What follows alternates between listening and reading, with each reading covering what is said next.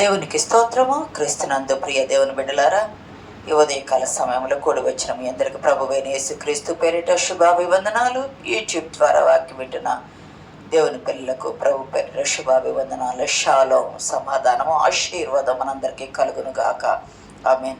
ఇక్కడ గమనించినట్లయితే ఈరోజు మన ధ్యానము లూకాసు వార్త 22వ అధ్యాయము 44వ వచనములో, ఆయన వేదన పడి మరింత ఆతురముగా ప్రార్థన చేయగా ఆయన చెమట నేలపడుచున్న గొప్ప రక్త బిందువుల వలె ఆయన చెమట, యేసుక్రీస్తు ప్రభువారు మరింత ఆతురముగా ప్రార్థన చేయగా ఆయన చెమట నేలపడుచున్న గొప్ప రక్త బిందువుల వలె ఈరోజు మన అంశం ఏమిటంటే, చెమట రక్తము నేలపై ఎందుకు పడ్డాయి. చెమట ఆయన ప్రార్థన చేస్తుంటే, ప్రభువారు ప్రార్థన చేస్తుంటే చెమట రక్త బిందువుల వలె నేలపై పడ్డాయి అన్నారు కదా. ఎందుకు చెమట రక్త బిందువుల వలె నేలపై పడింది అని అంటే, రోమపత్రికలో ఇందాక మనం చూసుకున్నాం కదా, రోమపత్రిక 8వ అధ్యాయము 19వ వచనం చదవ. దేవుని కుమారుల ప్రత్యక్షత కొరకు, దేవుని కుమారుని యొక్క ప్రత్యక్షత కొరకు సృష్టి మిగులు ఆశతో తేరి చూచుచు కనిపెట్టుచు ఉన్నది. 22వ వచనంలో ఒక మాట ఉంటది, సృష్టి యావత్తు ఇది వరకు ఏకగ్రీవంగా మూలుగుచు ప్రసవ వేదన పడుచున్నదని ఎరుగుదము. సృష్టి యావత్తు, ఇక్కడ దానికి దీనికి లింక్ ఏమిటి? యేసుక్రీస్తు ప్రభు వారు గెత్సేమనే వనానికి వెళ్ళారు. గెత్సేమనే వనములో ఆయన ప్రార్థన చేస్తూ ఉన్నారు. ఒంటరిగా ఉండి శిష్యులను దూరంగా పెట్టి ప్రార్థన చేస్తూ ఉండే సమయంలో ఆయన ఆతురముగా ప్రార్థన చేశారు. ప్రార్థన చేస్తూ ఉంటే ఆయన చెమట నేలబడుచున్న గొప్ప రక్త బిందువుల వలె ఆయన అన్నారు. దానికి ఇక్కడ రోమపత్రికలో 8:19లో దేవుని కుమారుల ప్రత్యక్షత కొరకు సృష్టి మిగులు ఆశతో తేలిచూచున్నది. అంత మాత్రం సృష్టి యావత్తు అది వరకు ఏకగ్రీవముగా మూలుగుచూ ప్రసవ వేదన పడుచున్నది. సృష్టి ప్రసవ వేదన పడుతుంది అంటే, ప్రసవ వేదన పట్టమంటే ఒక స్త్రీ గర్భంలో ఒక శిశువు ఉంటే తగిన సమయం వచ్చినప్పుడు ఆ ప్రసవ వేదన పడి ఆ బిడ్డను కంటది. మరి సృష్టి అంటే భూమి కానీ ఎందుకు ప్రసవ వేదన పడుతుంది? ప్రసవ వేదన పడటానికి యేసుక్రీస్తు ప్రభు వారు గెత్సేమనే వనములో, గెత్సేమనే తోటలో చెమట రక్తంగా మార్చడానికి ఏమైనా సంబంధం ఉందా అంటే సంబంధం ఉంది. ఎట్లంటే, ఆయన వేదన పడి ఆతురముగా ప్రార్థన చేశాడు అని లూకాలో ఉంది. అప్పుడు ఆయన చెమట నేలబడుతుంది రక్త బిందువుల వలె. అదే మత్తయి 26:38లో, మరణమగునంతగా నా ప్రాణము బహు దుఃఖములో మునిగి ఉన్నది. మత్తయి సువార్తలో మరణమగునంతగా నా ప్రాణం బహు దుఃఖములో మునిగి ఉన్నది అంటారు. అదే యోహాను సువార్తలో అయితే 12:27లో, ఇప్పుడు నా ప్రాణము కలవరపడుచున్నది, నా ప్రాణము కలవరపడుతుంది. అంతేకాదు 13:21లో ఆయన ఆత్మలో కలవరపడ్డాడు. చదవండి మా మాట.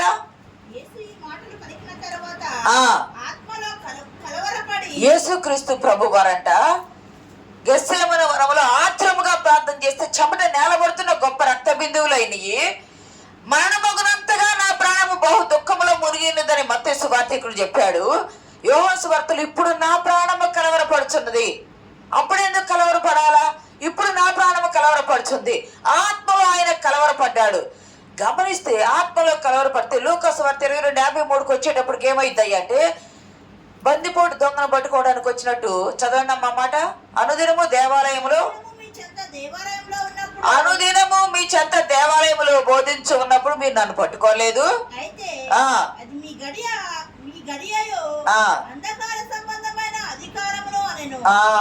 నేను ప్రతిదినము దేవాలయంలో పగటిపూట బోధిస్తున్నాను కదా, మీరు నన్ను ఎందుకు పట్టుకోలేదు? బందిపోటు దొంగను కత్తులతో గుదలతో వచ్చి పట్టుకున్నట్టు మీరు నన్ను పట్టుకుంటున్నారు. అయితే ఇది అంధకార సంబంధమైన గడియ. అంటే చీకటి శక్తి లేదా అపవాది లేదా సాతాను తన రాజ్యము చేయడానికి సిద్ధపడుతూ ఉంది. ఎందుకంటే కుమారుడు ఓడిపోబోతున్నాడు అని అనుకుంటుంది సాతాను. పగలంతా పట్టుకోలేదు, రాత్రి పట్టుకోవడానికి వాళ్ళు వచ్చారు. అయితే ప్రభువారు గమనిస్తే ప్రార్థన చేస్తా ఏమని అంటున్నారు, అయ్యా ఈ శ్రమ నీ చిత్తమైతే ఈ శ్రమ తప్పించాయా. ఇదే లోకాలో 22 అన్నారు కదా, 41-42లో, అయ్యా నీ చిత్తమైతే ఈ గిన్నె నా యుద్ధ నుండి తొలగించు, అయినా నా ఇష్టముకు కాదు, నీ చిత్తమే సిద్ధించుగాక అని అన్నారు. అంటే తండ్రికి ప్రార్థన చేశాడు, ప్రార్థన జరగాల, కానీ తప్పించటానికి అనుమతించబడదు. ఆ శ్రమ తప్పించడానికి అనుమతించబడదు. అప్పుడు తండ్రి ఏం చేశాడు? ఒక దేవదూతను పంపించాడు. దేవదూతను పంపించి బలపరిచాడు, కానీ దేవదూత ఆ వేదన తొలగించలేకపోయింది. ఆ వేదన తొలగించలేకపోయింది. ఆయన దేహం నుండి చెమట రక్తముగా కారుతున్నట్టు గొప్ప రక్త బిందువుల వలె ఆయనంటే ఎందుకు నేలపై రక్తం పడింది? చెమట ఎందుకు పడింది అయ్యి అంటే మళ్ళీ ఆదికాండం దగ్గరికి వెళ్దాం ఒకసారి. 3వ అధ్యాయము 16వ వచనం చూద్దాం. చూడండి, 3:16. ఆయన స్త్రీతో నీ ప్రయాసమును నీ గర్భవేదనను నిన్ను మిక్కిలి హెచ్చించేదను, వేదనతో పిల్లలను కందువు, నీ భర్త ఎడల నీకు వాంఛ కలుగును, అతడు నిన్ను ఏలునని చెప్పెను. ఇక్కడ గమనించినట్లయితే ప్రియ సంగమా దేవుని బిడ్డలారా, ఇదే తర్వాత కూడా ఉంటుంది. కయ్యూను 4:7 కూడా ఉంటుంది. 4వ అధ్యాయం 7వ వచనంలో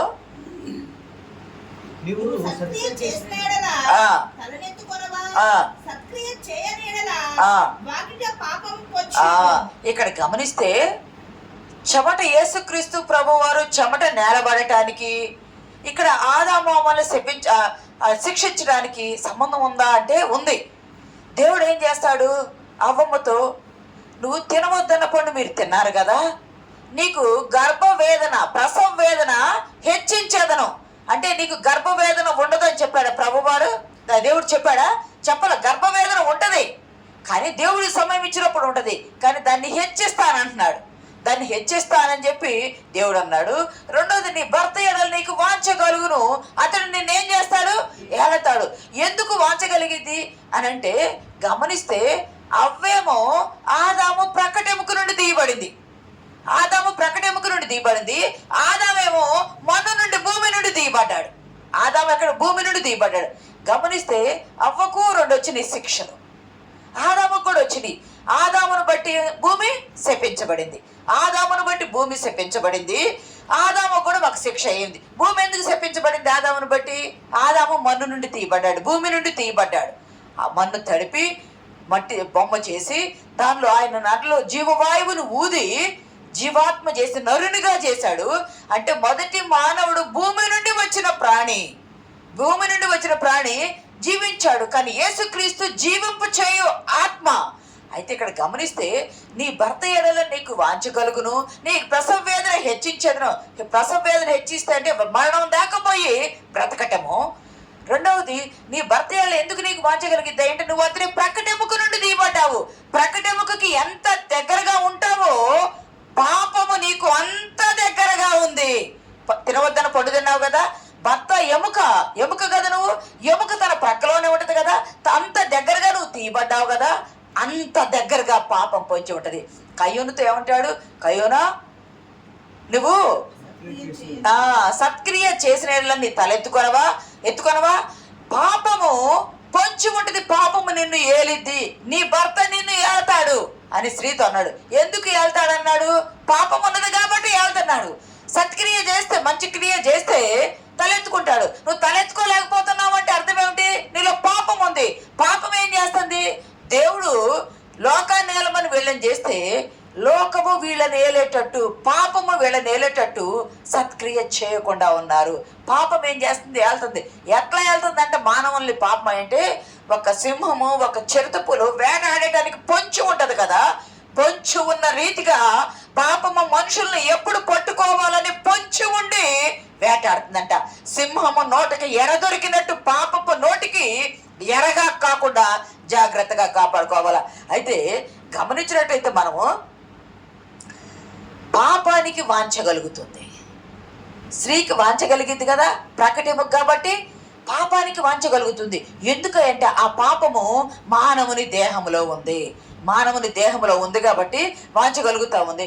అంతకుముందు ఆదాము అమల్ని చేసినప్పుడు ఏదైనా తోటలు ఏమున్నాయి? చెట్లు మాత్రమే ఉన్నాయి. ఆ చెట్టుకున్న పండు తెంపుకొని వీళ్ళు తినేయటమే. గమనిస్తే ఆదాముకి ఇవ్వబడిన శిక్ష ఏమిటి? అవ్వకు 2 శిక్షలు ఇచ్చినాయి.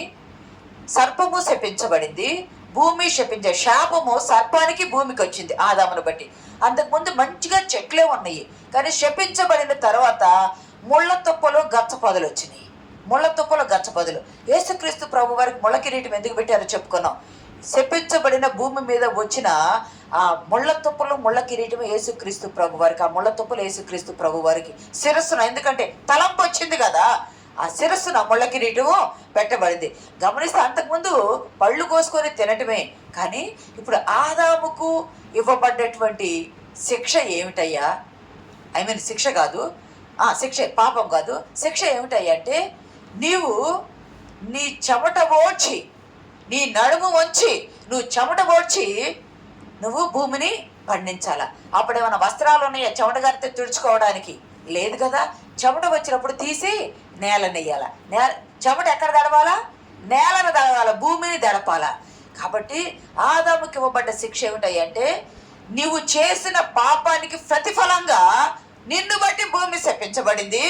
నీకు ఇవ్వబడ్డ శిక్ష ఏమిటంటే ప్రతిదినము నీ చెమట నేల రాలాలా, ప్రతి దినము నేల రాలాలా. చెమట రాకపోతే గమనించండి, ఇప్పుడు అందరూ జాగింగ్ కానీ ఎక్సర్సైజులని అంత జిమ్లకి వెళ్ళటం అని చేస్తున్నారు. ఎందుకయ్యా? చెమట బయటికి రాకపోతే ఆ ఫ్యాట్ ఎక్కువైపోయి గుండెకు బట్టి కొలెస్ట్రాల్ పెరిగిపోయి మనుషులు చనిపోయి హార్ట్ అటాక్లో చనిపోయే స్థితి అవుతుంది. అంటే చెమట బయటికి వస్తా ఉంటే నువ్వు ఆరోగ్యంగా ఉంటావు. చెమట బయటికి రావటం అంటే నీలో ఉన్న పాప స్థితి బయటికి పంపబడుతుంది. నీలో ఉన్న పాప స్థితి బయటికి పంపబడుతుంది. అంటే అంతకుముందు పండు కోసుకొని తినే ఆదాము ప్రతి దినము మన్నుతో పని చేయాల, భూమితో పని చేయాల. భూమితో పని చేయటం అంటే అర్థం ఏమిటో తెలుసా? ఆదామా, నువ్వు తినవద్దు అన్న పండు తిని ఆజ్ఞ అతిక్రమించావు కదా, నువ్వు ప్రతిదినము నువ్వు మన్నుతో పని చేస్తున్నావు కదా, నువ్వు మన్నే కాబట్టి తిరిగి మళ్ళా మొన్న అయిపోతావు. ప్రసంగి 12:7 ఉంటుంది కదా, మొన్నే తిరిగి మొన్న అయిపోతావు. కీర్తనల గ్రంథం 90వ కీర్తన 3వ వచనంలో ఉంటుంది. ప్రసంగి చూడండి అమ్మా, 12:7 చూడండి ఒకసారి. మన్నైనది వెనుకటి వలనే మరలా భూమికి చేరును, ఆత్మ దాన్ని దయచేసిన దేవుని యొద్దకు చేరును. నువ్వు మన్నే, నువ్వు ప్రతిదినము నువ్వు పొలము దున్ని, ఎందుకంటే గచ్చ పొదలు ముళ్ళ పొదలు వచ్చినాయి, అవన్నీ శుభ్రం చేయాలా, కష్టపడాలా. కష్టపడి దున్ని పంట పండించి నువ్వేం చేయాలా? ఆహారము తీసుకోవాలా. నీ చెమట భూమిని తడుపుతూ ఉండాలా. ఎందుకంటే ఆ భూమి శపించబడింది. శపించబడిన భూమి నుండి నువ్వు తీయబడ్డావు కాబట్టి ఆ శాపము నీకు ఉంది కాబట్టి అది చెమట రూపంలో నువ్వు నేల కారుస్తూ ఉండాలా. ఇంకా కీర్తన 90వ కీర్తన 3వ వచనంలో కూడా ఒక మాట ఉంటుంది. దేవుడు అంట మనుషులను మంటికి మారుస్తూ నరులారా తిరిగి రండి అని సెలవిస్తూ ఉన్నాడంట. ఎందుకయ్యా అంటే మనం మట్టి నుండి తీయబడిన వారిని, మట్టి నుండి. అందుకే మట్టి ఘటాలైన మనల్లో దేవుడు మహిమ ఘటాలుగా మనల్ని మారుస్తూ ఉన్నాడు. ఇంకా యోగులో కూడా 21:26లో కూడా ఒక మాట ఉంటుంది. ఈ రెఫరెన్స్ ఎందుకంటే ఇంటికి పోయిన తర్వాత చూసుకుంటారని. మొదటిసారి మరణం ఉందయ్యా, నీకు వృద్ధాప్యం వచ్చిందయ్యా, నువ్వు క్షీణించిపోతావయ్యా, నీకు భౌతిక మరణం ఉందయ్యా అని చెప్పడానికి ఇవన్నీ వాడబడుతున్నాయి. మొదటిసారి ఆదాము అవ్వలకు దేవుడు చెప్తూ ఉన్నాడు. 21:26లో వారిద్దరూ వారిద్దరా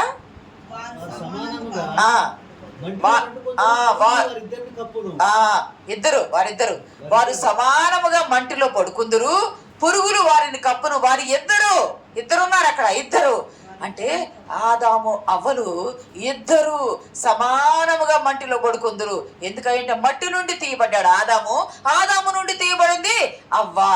తిరిగి ఆ పాపము వీరిలో ఉంది కాబట్టి, ఆ పాపము వీరిని ఏలిద్ది కాబట్టి వీరు ఎక్కడికి పోతారంటే పరలోకం కాదు, వీళ్ళు పోయేది మట్టిలోకే పోతారు. ఆత్మ మాత్రమే పరలోకం వెళ్ళింది. ప్రియ సంగమా, దేవుని బిడ్డలారా, ఎంత ఆత్మీయ మర్మాలు చెప్తున్నారు.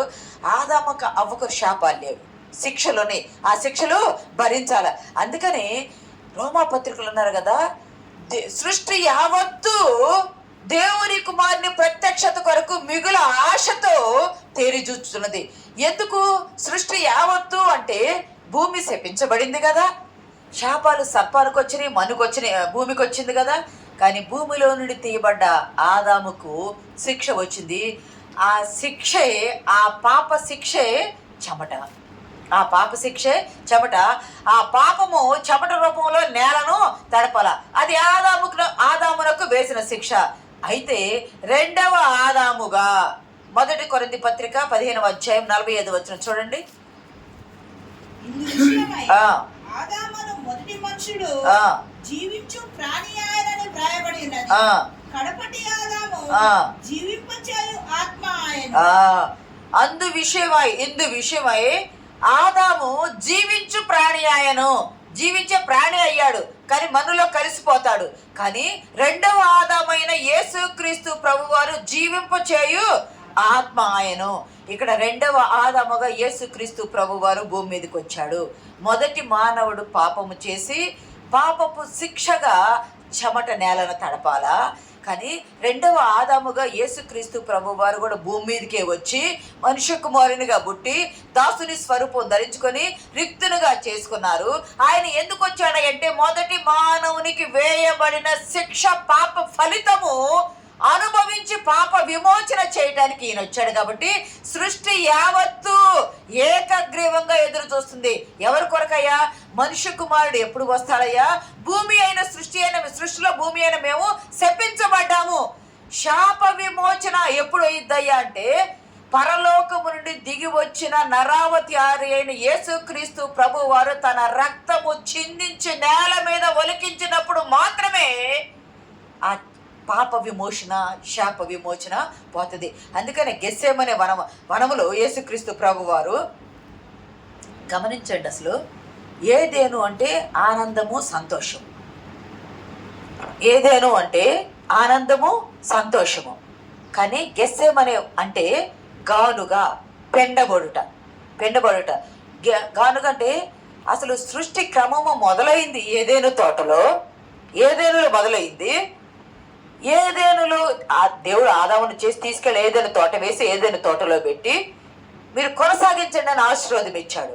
అక్కడ మొదలైంది, అక్కడ పాపము ప్రవేశించింది. సంతోషము పోయి మానవునికి వేదన ప్రారంభమైంది. గెస్సేమనే తోటలో వేదనతో ప్రారంభమైన సృష్టి గెస్సేమనే తోటలో, ఒక తోటలో ప్రారంభమై ఇంకొక తోటలో ముగించబోతుంది లోకముల తీరు. అయితే ప్రభువారు గెస్సేమనే తోటలో తన చెమట ఆతురపడటానికి కారణం ఏమిటయ్యా అంటే ఆ సృష్టిలో ఉన్న పాపాన్ని తాను మోయాల. కలవపడటానికి కారణం ఏమిటయ్యా అంటే ఆ పాపము తనలో వస్తే తండ్రి తనకు దూరం అయిపోతాడు.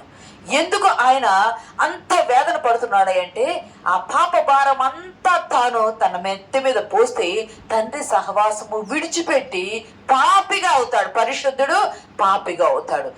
కానీ అందుకని సృష్టి యావత్తు ఎందుకు ఎదురు చూస్తుంది అంటే ఎప్పుడు కుమారుడు వస్తాడా, ఎప్పుడు ఆయన శిలువ మరణం పొందుతాడా, ఎప్పుడు తన చెమట తన రక్తము నేల మీద ఒలికిస్తాడా, అప్పుడు పాప విమోచన మాకు జరిగింది. అందుకే సృష్టి ఎదురు చూస్తూ ఉంది. ఇక్కడ గమనిస్తే 8వ వచనంలో ప్రభువారు రక్తం చిందించారు కదా. 7 సార్లు ఆయన 7 రకాలుగా ఆయన రక్తం చిందించబడింది. కానీ 3 దఫాలుగా మాత్రం చిందించబడింది. 7 సార్లు చిందించబడింది. ఏది ముళ్ళ కిరీటం కానీ వీపును కానీ అట్లా 7 సార్లు అవుతుంది. కానీ 3 దఫాలుగా. మొట్టమొదట ఆయన పుట్టినప్పుడు 8వ దినము యెరూషలేము దేవాలయంలో రక్తము నేల మీద చిందించబడింది. రెండవసారి గెస్సేమనే వనములో చెమట రక్తముగా గొప్ప రక్తమే. గమనిస్తే 3వసారి శిలువ మరణం అప్పుడు అంటే ముళ్ళ కిరీటము, కొరడా దెబ్బలు, పక్కలో బళ్ళెము, చేతులకు కాళ్లకు గాయాలు అంటే 3వ దఫాగా శిలువ మరణం అప్పుడు. గమనించినట్లయితే ఈ 3 సార్లు ఇలా రక్తం చిందించబడుతుంది. ఇక్కడ గెస్సేమనే వనములో చూసుకుంటే తోటలో చెమట రక్తముగా మారటము అంటే హెమటైడ్రోసిస్ అని మనం చెప్పుకున్నాం లోక వైద్యుని ప్రకారం. అంటే ఆత్రముగా ప్రార్థన చేస్తే చెమట రక్తము మిళితమవుతాయని అనుకున్నాము. కానీ ఇంకొక ఆత్మీయ సత్యం ఏమిటయ్యా అంటే స్వేద బిందువులలో నుండి, చర్మంలోని స్వేద బిందువుల్లో నుండి చెమట రావాల బయటికి మానవునికి. కానీ ప్రభువు చెమట రక్తముగా మారి నేలను తడుపుతుంది. రక్తముగా మారి నేలను తడుపుతుంది. ఆదాము నేలను తడపాలి కదా. ఆదాము నేలను తడిపితేనే పాపము తగ్గుతూ ఉంటుంది కదా. కానీ కుమారుని చెమట, కుమారుని రక్తము తడిపితేనే ఆదాము చెమట తడిపితే పాపం పోదు. యేసుక్రీస్తు చెమట తడిస్తేనే, ఎందుకంటే పాపము లేని పరిశుద్ధుడు ఆయన.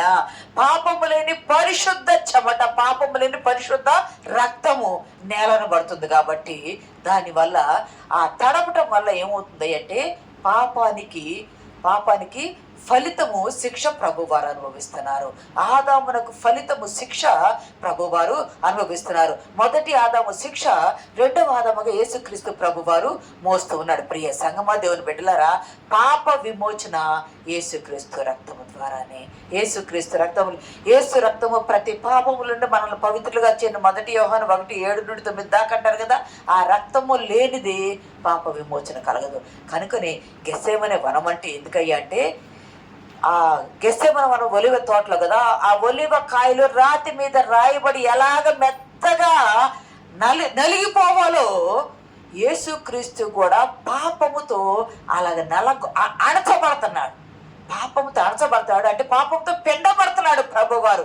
పెండబడటాన ఆయనలో ఉన్న చెమట రక్తముగా మారి వస్తుంది. ప్రియ సంగమ, స్త్రీకి ప్రసవ వేదన హెచ్చింపు, భర్త ఎడల వాంఛ అంటే ప్రకటింపుకు. కాబట్టి పాపము పొంచి ఉండటము, పురుషునికి చెమట నేలను తడపటము ఆ శిక్ష యేసుక్రీస్తు ప్రభువారు రక్తపు బిందువు, చెమట బిందువు ఓడ్చి ఓడ్చి ఓడ్చి ఓడ్చి గొప్ప రక్త బిందువుల వల్ల తడిసిపోయిందంటే గెత్సేమనే వనము. ఆ తోటలో ప్రారంభమైన శిక్ష ఈ తోటలో ముగింపునకు వచ్చింది. మనం గమనించినట్లయితే 2 కొరింథీ 5:7 ఒక మాట ఉంటుంది చూడండి. 2 కొరింథీ 5:7.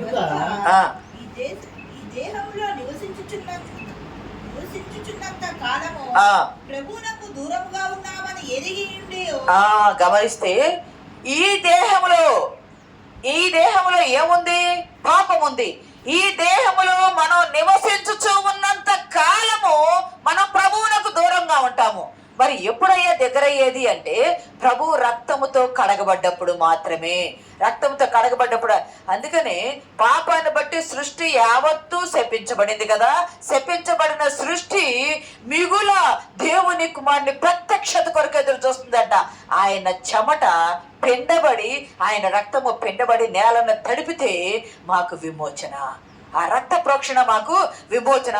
అందుకని క్రీస్తు రాకక ఎదురు చూస్తా ఆయన చెమట తడవని మానవాళ్ళంతా సృష్టి పరిశుద్ధపరిచే బలిగా ఆయన పెండబడుతున్నాడు, కార్చబడుతున్నాడు, పానార్పణముగా ఆయన పోయబడుతున్నాడు. ఈ లోకములో ఉన్నంత కాలము పాప కారణముగా వచ్చిన శాపము నిమిత్తమే యేసుక్రీస్తు ప్రభువారు చెమటను రక్తంగా మార్చారు. గమనించినట్లయితే ఇక్కడ పాపము గానుగులు వేసి పెండబడుతుంది. గానుగులు వేసి, గెత్సేమనే గానుగులు కదా, గానుగులు వేసి పెండబడుతుంది. నువ్వు పెండబడకపోతే, క్రీస్తులో నీవు కడగబడపోతే, ఈ లోకములో ఉన్న ఆశ ఇచ్చలు నీవు పెండబడకపోతే క్రీస్తు నీలో జీవించలేడు. క్రీస్తు నీలో జీవించాలంటే ఆయన నీ కొరకు పెండబడ్డాడు కదా, నీ పాపాన్ని కడగటానికే కదా. కడగబడి పెండబడ్డ ప్రభువు తన చెమటను కార్చాడు. అక్కడ ఆదాముకి ఇవ్వబడ్డ శాప ఇక్కడ కుమారుడైన యేసుక్రీస్తు ప్రభువారు భరించారు. అందుకని శాప విమోచనము. మొదటి ఆదాము చేయడం పాపము, రెండవ ఆదాము చెమట రక్త విమోచనం. ఆ విమోచన లేనిది మనకు కాదు. అందుకని ఆయన వేదన పడి ఆతురముగా ప్రార్థన చేసింది. ఎందుకంటే ఆ పాపం ఇక్కడ పెండబడి విడుదల కాబడుతుంది. పెండబడి నల్లగొట్టబడి విడుదల కాబడుతుంది. ఆ విడుదలలోనే ఆ రక్తంలో మనం కడగబడితేనే పరిశుద్ధులు అవుతాం. రక్తంలో కడగబడకుండా మేము దేవుని బిడ్డలమి అని అనుకుంటే మాత్రము ఎట్టి పరిస్థితుల్లో మనకు విడుదల అనేది లేదు. యేసు రక్తంతో కడగబడాలా, ఆయన చెమట మన కొరకు పిండబడిందని జ్ఞాపకం చేసుకుని ఆదాము పాప విమోచన కొరకు వచ్చాడు. మానవాళి పాప విమోచన కొరకు వచ్చాడు. పాప విమోచన కొరకు వచ్చి ఆ మొదటి మానవులిద్దరూ చనిపోయి పురుగులతో కప్పబడ్డారు. కానీ ఈ రెండవ ఆదామైన యేసుక్రీస్తు చనిపోయి సమాధి చేయబడి ఆయన దేహము కుళ్ళు బట్టల మృతుల లోకములకు వెళ్ళి సువార్త ప్రకటించింది. 3వ దినము తిరిగి పునరుద్ధానుడై సజీవుడిగా ఆయన లేచి ఉన్నాడు. ఎందుకంటే ఆ తీర్పును ఇక్కడ నెరవేర్చబడింది. ఆ తోటలో ప్రారంభమైంది, ఈ తోటలో ముగింపు వచ్చింది. అక్కడ చెమట కార్చబడింది, అది నేల పడాలా, ఆ చెమట ఇక్కడ కార్చి నేలన వేసాడు. ఎందుకు నేలపై పడింది అంటే అది దేవుని శిక్షకు ప్రతిఫలం అనుభవించాడు. మనం కూడా మన కొరకు పడ్డ శ్రమను జ్ఞాపకం చేసుకొని పరిశుద్ధంగా మన జీవిత యాత్రను కొనసాగించడం పరిశుద్ధాత్మ దేవుడు సహాయం దయచేయను గాక. ఆమేన్.